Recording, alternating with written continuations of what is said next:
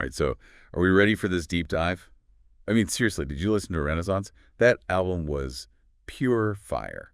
Just the whole vibe, the cultural reset. It was a total vibe. Yeah, for sure. Yeah, yeah. And like the way that she like dug deep into the roots of disco and dance music and celebrated those Black pioneers who like we don't really hear about or like they don't get enough credit. Totally. And even though we weren't, like lucky enough to go to the concert or anything, I mean, thankfully there's YouTube, right? Like you can see the whole thing, the visuals, the choreography, like just peak Beyonce. Absolutely. And speaking of exceeding expectations, how about Act Two, Cowboy Carter, Beyonce doing country music? I was going to say, It was a bold move. so bold. I loved it. I loved it. I have to say, I think Nashville might need a little more time to fully embrace Queen Bey. Yeah. I think there's a little hesitation there, but that's like a whole other thing.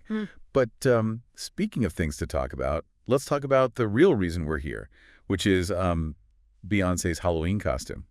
Did you see it? How could I miss it? The internet like exploded. Prince and Betty Davis, talk about iconic. And just like the first, that topless Apollonia look Yeah. with the shimmering purple gloves. Yeah. I mean, she was channeling Purple Rain so hard. Oh, she was nailing it. Absolutely nailing And it. then she didn't stop there. That Prince look with the purple fur coat, the perfect quiff, the thigh-high boots. I mean, it was like she walked right out of the movie. And then boom, Betty Davis.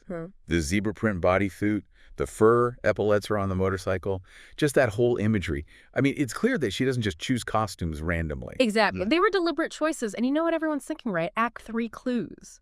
Totally. Yeah. Like the internet is buzzing with theories. And honestly, I am here for it. Yeah. The fans are speculating that it's going to be rock or blues themed, which, if you think about it, like aligns with her pattern of showcasing like underappreciated Black artists in specific genres. It's a fascinating theory. Like if you think about it, Act 1, Renaissance was celebrating Black pioneers in disco and dance music. And then Act 2, Cowboy Carter shined a light on Black contributions to country music. So if Act 3 does indeed delve into rock or blues, it would make sense. It would be incredible. Yeah. And, a while back, she had posted pictures of herself in a Purple Rain t-shirt, holding a notebook like she was writing lyrics or something. And everyone's like, And now with the Halloween costume. It's like the puzzle pieces are falling into place. Yeah. It's exciting. What I find so fascinating about all of this is how she's not just entertaining us, she's actually educating us. Each act invites us to explore this rich musical legacy and history. It makes you want to learn more and like dig deeper into these genres and kind of like, that's why we're here today. Okay, before we get ahead of ourselves with all the Act 3 speculation, let's kind of like break down what we know about these two icons that she embodied for Halloween, Betty Davis and Prince. Like understanding their stories, I think, adds another layer to this whole conversation. Absolutely. So Betty Davis first, she was a force. She was. A funk and soul singer, songwriter, and model in the 60s and 70s. Known for her incredibly powerful vocals, her outrageous stage presence, and her fearless exploration of sexuality and self-expression in her music. I'm not going to lie, I wasn't super familiar with her before all of this. And after seeing Beyonce's costume, I was like, well, I got to look this up. Yeah. And wow. She's incredible. She was. And she even had a huge influence on Miles Davis, right? She did, not just musically, but personally, too. They were married for a while, and she's credited with introducing him to Jimi Hendrix and Sly Stone, which shaped his fusion era. It's amazing how she was such a trendsetter, a style icon, a musical innovator. But, like, she never really achieved mainstream success, which is unfortunately a story that we hear so often. Yeah. With Black artists, and especially Black women. Sadly, it is, but that's why what Beyonce's doing is so powerful. By channeling these icons, she's bringing their legacies to a whole new generation. People are asking, who is Betty Davis? Who are these artists who shaped the music we love? I mean, how many people Googled Betty Davis after those Halloween pictures? Thousands, I'm sure. For sure. That's the power she has.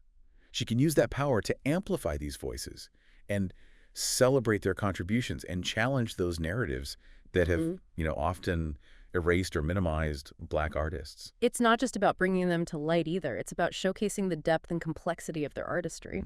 Okay, so we've got Betty Davis, the fearless funk pioneer. Now let's talk Prince. Obviously, he needs no introduction, but there's something really interesting about Beyonce specifically channeling the Purple Rain era. Don't you think? Absolutely. Purple Rain was more than just a movie or an album. It was a cultural phenomenon that cemented Prince's status as a musical genius and a global icon. The film, the album, the fashion, it all left an undeniable mark on pop culture. And Apollonia. that motorcycle scene. Her iconic purple motorcycle outfit. It's unforgettable. You can totally see why Beyonce chose to recreate that look. Such a visually striking image burned into our collective memory. But I think it goes deeper than the aesthetics. I think Beyonce's decision to channel Purple Rain-era Prince speaks to his incredible musicianship, his boundary-breaking style, and his ability to blend genres so seamlessly. Yes. Rock, funk, soul, pop. He did it all, and he did it with such originality and like flair. And again, this goes back to the Act 3 speculation, because if she's aiming for a rock-infused sound, Prince's influence makes perfect sense. It would be a continuation of what she's already been doing. And it would be a fitting tribute to his legacy and would totally align with her overall mission of exploring those vast and underappreciated contributions of Black musicians across all these genres. Okay, we've covered a lot of ground here. Yeah. Beyonce's Halloween costumes, a fan theory swirling around Act 3, and a deeper look at the impact of both Betty Davis and Prince. But before we go any further, what's like standing out to you the most? What really strikes me is the intentionality behind everything she does. These costumes weren't just thrown together for a Halloween party, they were curated statements. And by connecting the dots between her past work, her current choices, and this potential future direction, we're seeing a bigger picture emerging. I like that. A bigger picture. So where do we go from here? What's the next layer of this deep dive? Well, if we're talking about intentionality and a bigger picture, we need to look beyond the surface. We need to ask ourselves, what is she ultimately trying to achieve with this whole trilogy? What's the overall message she's sending, and how might Act 3 be like the culmination of it? Okay, now you've really got me thinking. This is where things get even more interesting. But I think we need to take a moment to process all of this before we go down that rabbit hole. I agree. There's a lot to unpack here. Let's dig deeper after a quick break. Okay, so before the break, we were talking about that bigger picture with Beyonce's work. Right. And how Act 3 might fit into that overall message. Like, what is she really trying to say with this trilogy? It does feel like more than just playing with different genres. Exactly. I think she's really using this trilogy to like reclaim and celebrate Black musical legacies and highlight the contributions of Black artists that are often overlooked and challenge those dominant narratives we have around certain genres. I can totally see that. Yeah. With Renaissance, it was all about giving those Black pioneers of disco and house music their flowers. Yes. And then Cowboy Carter shining a light on those deep Black roots in country music. Oh, really? A genre that hasn't always been the most welcoming to Black artists. Right, exactly. And if we follow that thread, it makes you wonder what other genre or era of music she might reclaim with Act 3. Yeah. If it is rock or blues influenced, as those Halloween costumes suggest. Right. We could see her shining a spotlight on some truly groundbreaking but underappreciated figures. It's so exciting to think about. Like, she could introduce a whole new generation to artists like Sister Rosetta Tharpe. Oh, yeah. Who's considered one of the godmothers of rock and roll. Whoa. I mean, her guitar skills were legendary. Bending genres and shredding on stage back in the 1930s. I know, back in the 30s. Yeah. And what about Big Mama Thornton? Oh, yeah. Who originally sang Hound Dog back in 1952, years before Elvis. Oh, wow. Her version is just raw, powerful, full of blues grit. Those are some incredible artists. Oh. That's just like scratching the surface. Yeah. I mean, we can't forget about those blues legends either, like Bessie Smith Miney, Robert Johnson. Of course. I mean, they laid the groundwork for so much of the music that we love today. And their stories are often left out of the mainstream music history narrative. Totally. It's almost like Beyonce is creating a sonic syllabus. I love that. Educating us on these musical giants who deserve way more recognition. Sonic syllabus. That's amazing. I know. And she's doing it in a way that's so accessible and engaging for everyone, not just music historians. Right. Because let's be real, she makes it cool to learn about this stuff. She does. She really does. And it's not just about listening to the music. It's about understanding the context. Yeah. The history, the social and political forces that shaped these genres, and the artists. And with Beyonce, it's never just about the music. Never. She's a visual artist, a storyteller, a master of creating these immersive experiences that go beyond just listening to a song. Absolutely. Her music videos, her live performances, even her social media presence, it's all part of this carefully crafted narrative that she's building. It really is. And I think with Act 3, she's going to take it to a whole new level. Okay, so we've talked about the potential historical significance, the educational aspect of Act 3, but let's be real for a second. What about the music itself?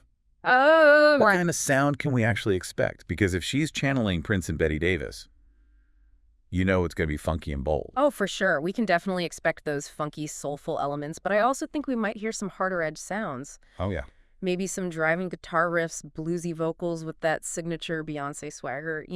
Knowing her, she'll find a way to blend it all together in a way that's both familiar and completely unexpected. Right?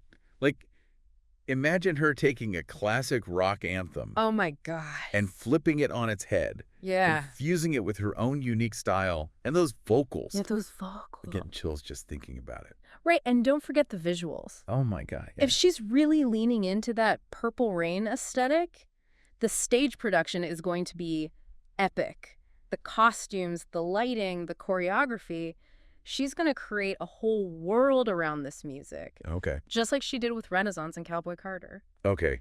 I need to take a breath. Yeah. We're getting way ahead of ourselves. We are. Act 3 could still be months away, and who knows what she'll actually deliver. You're right. We need to rein it in a bit. Yeah. But it's hard not to get caught up in the speculation, especially with all the clues she's dropping. Yeah. And speaking of clues, there's one thing we haven't really touched on yet that I think is worth exploring. Oh, what's that? Lay it on me. Well, remember how we were talking about Beyonce's intentionality? Yeah. It's not just about the artist she's choosing to channel. It's also about the specific moments in time she's referencing. Okay. I'm intrigued. Tell me more. So with Renaissance, she was very clear about paying homage to the golden age of disco, specifically the late 70s and early 80s. Yeah. And with Cowboy Carter, she drew from a long history of black cowboys and country music, which has roots going back centuries. Right. There's a historical depth to both of those acts. But what about Purple Rain? How does that fit in? Well, think about when Purple Rain came out, 1984, right in the middle of the Reagan era. Oh, yeah. It was a time of immense social and political change, the rise of conservatism, the AIDS crisis, ongoing racial tensions. Right. And Prince, with his flamboyant style, his gender-bending fashion, his unapologetically black and queer identity, was a direct challenge to those conservative norms. Exactly. And I think Beyonce, by channeling that specific era and that specific Prince persona, is making a statement about the power of art to challenge the status quo. Totally. And to create space for marginalized voices. Yeah. Wow. I hadn't even thought about it. Like, it's like she's saying, look, we've been here all along, making incredible music and pushing boundaries, even when the world wasn't ready to listen. Exactly. And if that's the message she's carrying into Act 3, whatever genre or specific artist she chooses to highlight, it's going to be powerful. Okay, my mind is officially blown. We've gone from Halloween costumes to a deep dive into musical history, social commentary, and Beyonce's grand artistic vision. It's a lot to take in, for sure. Yeah. But that's the beauty of Beyonce's work. It's always layered, thought-provoking, and leaves you wanting more. It always does. So what does this all actually mean for Act 3? What can we expect? Because at this point, it feels like anything is possible. Well, if there's one thing we've learned from Beyonce, it's to expect the unexpected. That's true. But based on the breadcrumbs she's given us, I think we can safely say Act 3 will be a celebration of Black musical excellence. Yeah.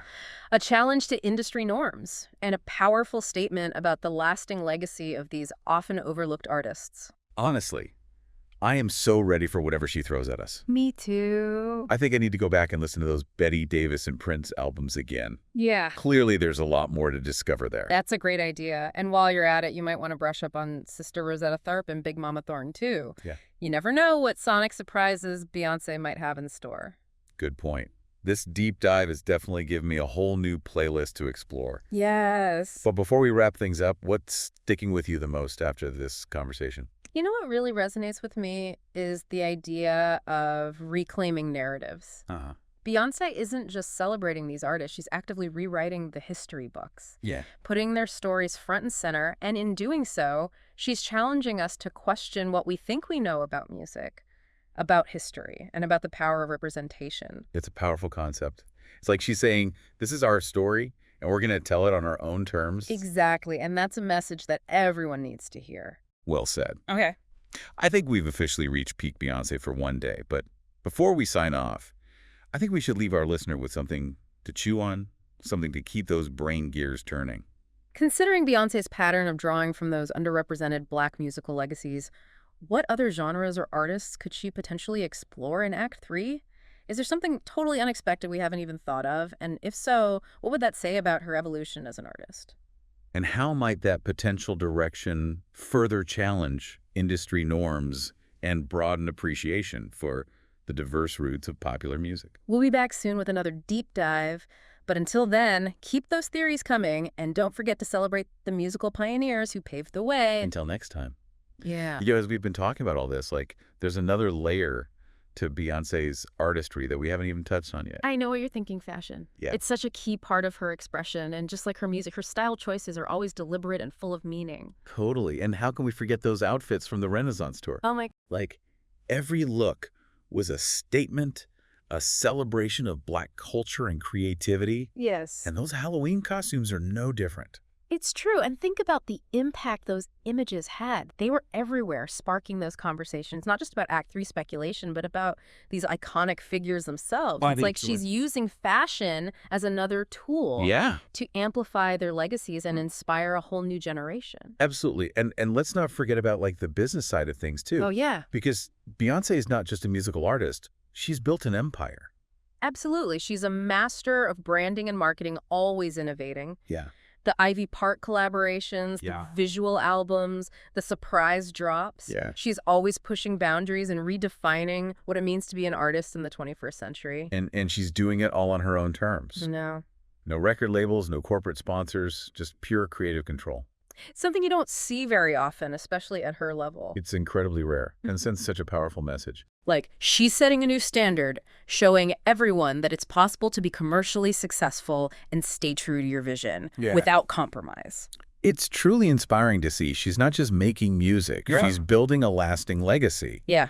And Act 3, whenever it arrives, is just another chapter in that story. It's all connected. It is. The music, the fashion, the business moves, even her philanthropy. Yeah. It's all part of this larger vision. The bigger picture. That she's carefully crafting, and we get to be here watching it all unfold. We do. So as we wrap up this deep dive, what's your biggest takeaway? What's sticking with you after this conversation? For me, it's the power of intentionality. Yeah.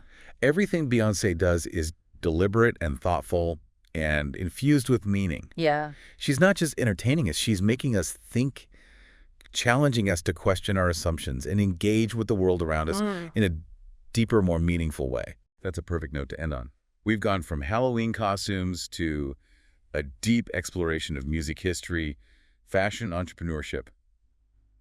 Power of representation. And who knows where Act 3 will take us. I know, right? But one thing's for sure, it's going to be a ride. It always is with Beyonce. Until next time, keep those theories coming. Thanks for joining us on the deep dive of